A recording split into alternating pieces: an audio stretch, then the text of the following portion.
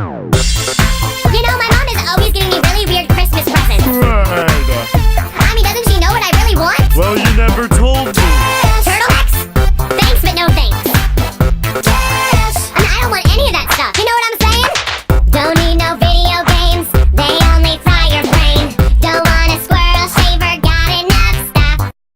One day, Farmer Joe was just sitting at his house, and all of a sudden he went, you know what? I want a Christmas tree. So that's what he did. He got up and he went out to get a Christmas tree.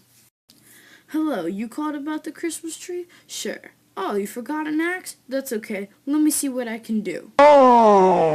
Well, sir, it seems as if I'm not strong enough to push it. Might we try your tractor?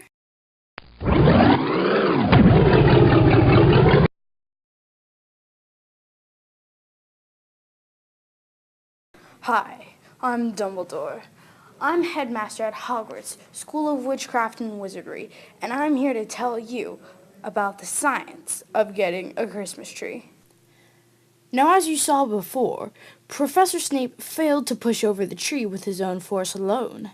This is because the force he is exerting on the tree is exerting right back.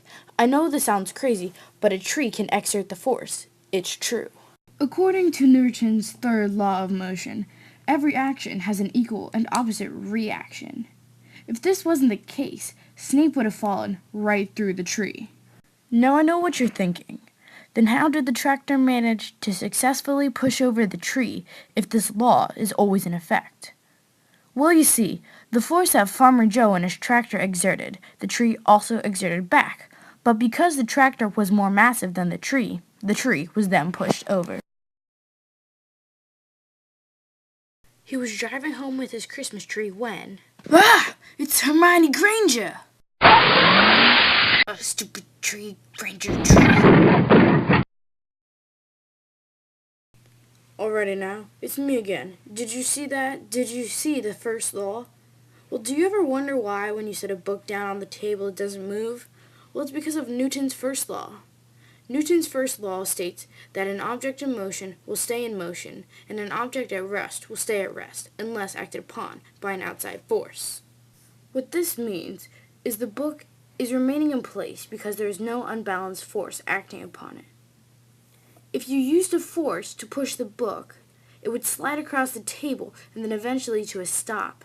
Even though the law states an object in motion stays in motion, the book will come to a stop without anything touching it but the table. Friction is the cause of this.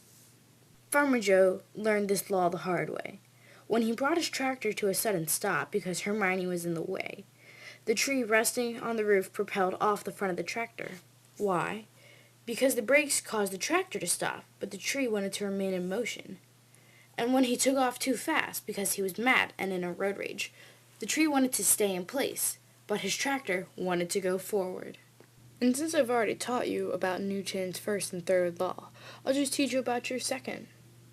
Newton's second law of motion pertains to the behavior of objects for which all existing forces are not balanced. The second law states that the acceleration of an object depends directly upon the net force acting upon the object and inversely upon the mass of the object. As the force acting upon the object increased, the acceleration of an object increased, but as the mass of an object increases, the acceleration decreases. So Farmer Joe, driving on his tractor, has more acceleration than if we were to add on a Christmas tree to the load. And the faster he goes, and the less friction, the greater his acceleration. Thanks for joining us. Merry Christmas. Made by Madison McCormick.